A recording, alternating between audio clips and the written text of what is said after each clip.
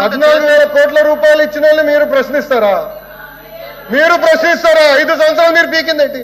5 సంవత్సరాలు చెప్తా, మీరు పీకింది చెప్తా నేను ఏంటండి మీ కెపాసిటీ అంటే 48%. 25,000 కోట్ల అప్ప మీరు మారుతారు. 79% 48% కెపాసిటీ యూటిలైజేషన్ తీసుకొచ్చారు. ఏంటి అధ్యక్ష వీళ్ళు మాట్లాడేది? సింగిల్ ఫర్నెస్ కి తీసుకొచ్చేసారు. వీళ్ళు మారుతారా? ఇది ఎంత అన్యాయం అధ్యక్ష? ఇది వీళ్ళు ఎట్లా చేస్తారో అధ్యక్ష? ఇది ఎలా మారుతారు? ఇది అమ్మాలని చూసేది వాళ్ళు. నేను సార్ కళ్యాణి గారిని ప్రశ్న అడగాలనుకుంటున్నా.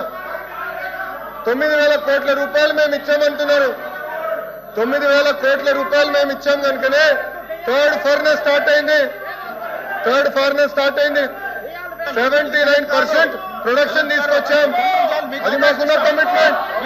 మీరు మమ్మల్ని ప్రశ్నిస్తారా? 14,000 కోట్ల రూపాయలు తీసుకొచ్చిన మేము మమ్మల్ని మీరు ప్రశ్నిస్తారా? ప్రైవేటైజ్ జరగదని చెప్తే చెప్తారా? ఓకే, అవుట్ సోర్సింగ్ విషయం మేడం గారు మాట్లాడారు. ఏంటి సార్, ఆల్రెడీ వాళ్ళు కాంట్రాక్ట్ ఉద్యోగస్తులుగా ఉన్నారు. Sir I'm not yielding. I have right to talk. I have absolutely right to talk. I am not yielding.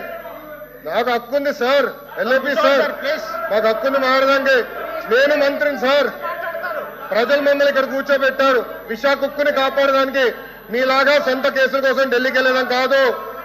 మేము సొంత కేసుల కోసం ఢిల్లీకి వెళ్ళాం. మేము అధ్యక్ష కాంట్రాక్ట్ గురించి మాట్లాడతారు అధ్యక్ష. ఏం జరిగింది అధ్యక్ష? గతంలో కాంట్రాక్ట్ సుమారుగా 120 మందికి వచ్చేది.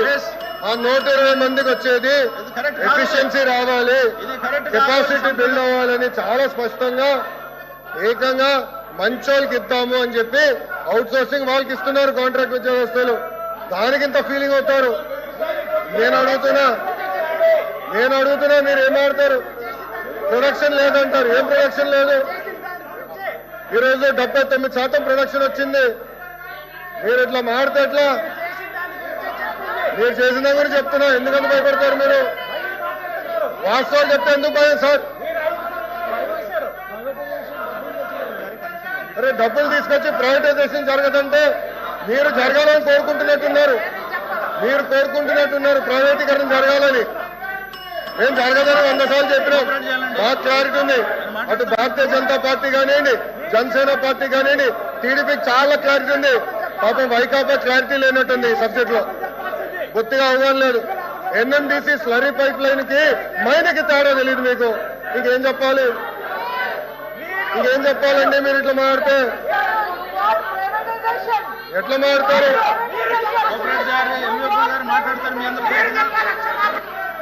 హాయిగా కూర్చోండి.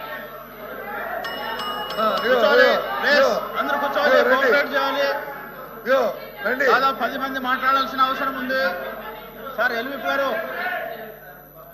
ప్లీజ్ కూర్చోవాలి సార్. మీరు ఎవరిపైన చెప్పకపోతే మైక్ ఎవరు వస్తుంది? ప్లీజ్ కోఆపరేట్ చేయాలి సార్. కూర్చోండి సార్ ప్లీజ్. కూర్చోండి సార్.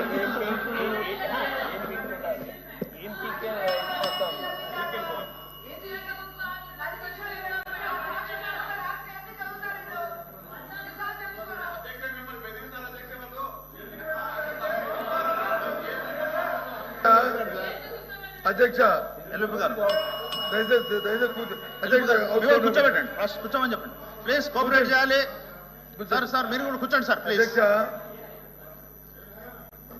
ఎల్విపి గారు పరిశ్రమలు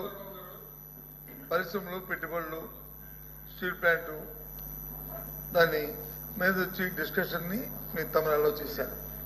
చేసినట్టే మంత్రి గారు వచ్చి దాన్ని ఇనిషియేట్ చేశారు. వారు మాట్లాడినంతసేపు ఎన్ని సందర్భాలు ఏం మాట్లాడినా ఎక్కడ మేము ఇంటర్వ్యూ రావకుండా అన్ని వింటూనే ఉన్నాం. దయచేసి వినండి. అవైతే మా వాళ్ళు ఉంటారు. అది కాదు. అది వాస్తవమా అవాస్తవమా అనేది మేము మాట్లాడి చెప్తాం. అది వాస్తవాలా అవాస్తవాలా ఏంటో మేము చెప్తాం. కానీ మా సభ్యురాలు మాట్లాడినప్పుడు ఆవిడేమి కొత్తగా ఏమి కోట్ చేసి మాట్లాడలే. మీరు చెప్పిన మాటలనే చెప్పారు. మీరు చెప్పారు అవే చెప్పారు తప్ప ఏమి కొత్త మాట ఏమీ మాట్లాడలే. మీరు మాట్లాడి తిరిగి కోట్ చేస్తే గౌరవ మంత్రి గారు వచ్చి అంత ఆవేశం ఏం పిక్కు వాట్ దిస్ ఇదే రెండు